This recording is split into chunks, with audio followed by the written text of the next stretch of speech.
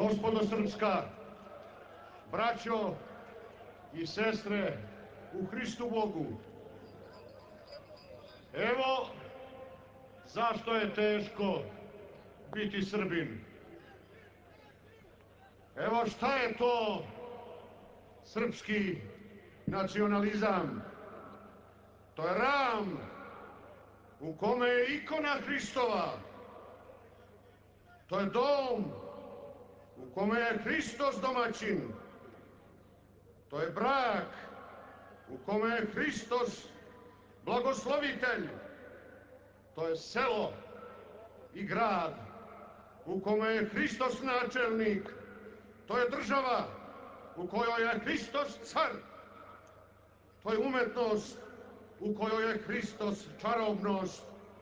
To je škola u kojoj je Hristos učitelj. To je crkva u kojoj je Hristos prvosveštenik. Šta je to srpski nacionalizam? To je borba u kojoj je Hristos vojskovođa. To je stradanje u kome je Hristos glavni stradalnik. To je muka gdje se Hristos muči kroz nevinu decu. To je mrak u kome je Hristos jedina sveća. To je robovanje koje je izdržljivo samo sa Hristom. Šta je to srpski nacionalizam? To je ustanak protiv nepravde s barjakom Hristovim. To je pobjeda s pevanjem Hristos voskrese. Šta je to srpski nacionalizam? To je tkivo istorije srpskog naroda kome je osnova Hristos, a potka sveci i svetiteljke i junaci, mučenici Hristovi. To je molitva da posljednje suze i posljednje kapi znoja. To je post dokle oči ne postanu 2 puta veće. To je žrtvovanje za Hrista svega imanja i sebe sama. To je snežna čistota u devičanstvu i anđelska vernost u braku Hrista radi. To je sreća u samoći, sreća u braku, sreća u društvu, sreća u pobratimstvu, sreća u kolibi, na prestolu, sreća u oba sveta u ime Hrista Boga. Evo zbog čega je rečeno da je teško biti Srbin.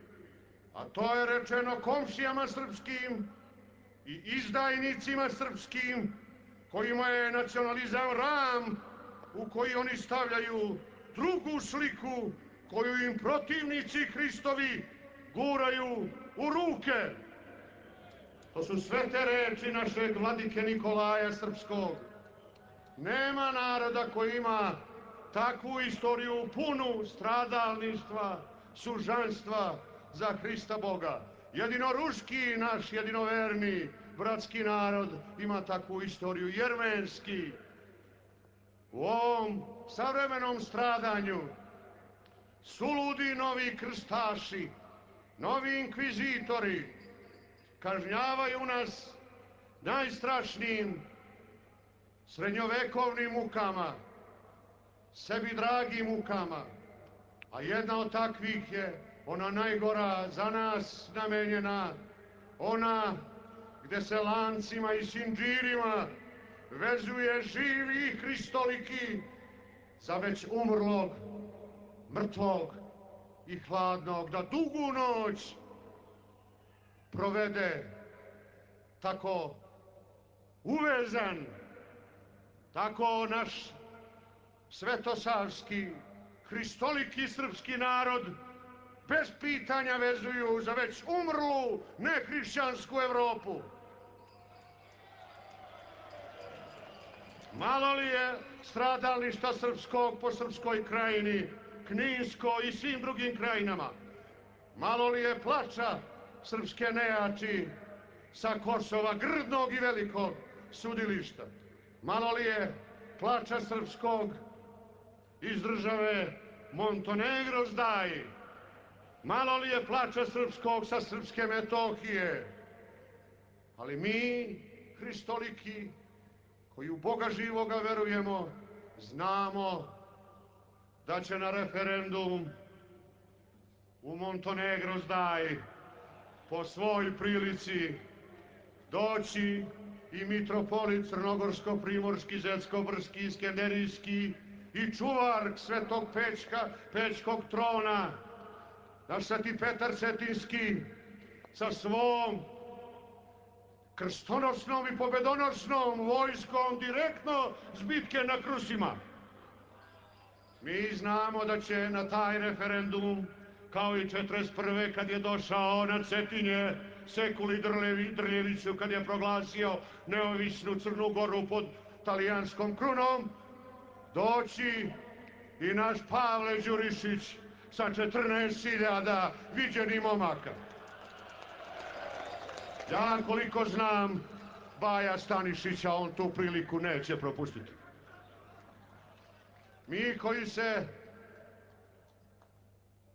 gledamo u Boga živoga i u ovome divnom belome gradu, znamo i nedeljom da na ovom trgu prošeta naš Živojin Mišić u društvu sa Kajafom.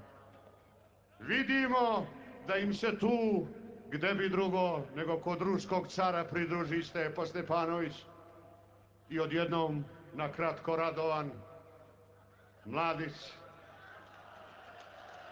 i naš predsjednik Karadžić sednu kod ruskog cara, nego kod koga će, i dogovore se i kad će i s kim će i dokle će.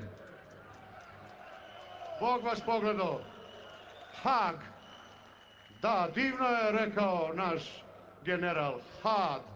General kome i ovog puta čestitam što je u penziji. Bilo bi tužno da je u ovom sravnom miru aktivan.